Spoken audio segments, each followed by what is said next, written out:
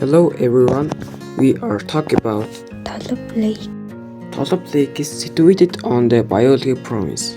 The lake covers an area of approximately 185.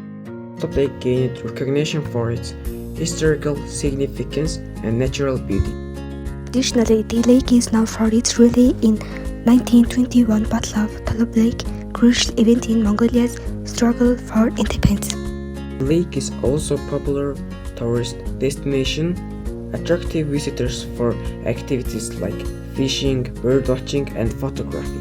Local Namandiggers consider the lake sacred place adding to its cultural and historical value. Next is Баян-Улий Багтуран Хүрхий. Turun Waterfall is located at the Tambod National Park. it is situated on the Turgan River. Багтуран Хүрхий's height. The waterfall is 36 meters high, making it one of the most spectacular waterfalls in Mongolia. It is surrounded by the rocky cliffs. Key features of Bakhtughan Khurkhri. During winter, the waterfall freezes in the Staten Guides Formation. Have to get to Bakhtughan Khurkhri. Located about 15 miles from Uli City, the capital of Баян-Улий province. What things to do in Bakhtughan Khurkhri?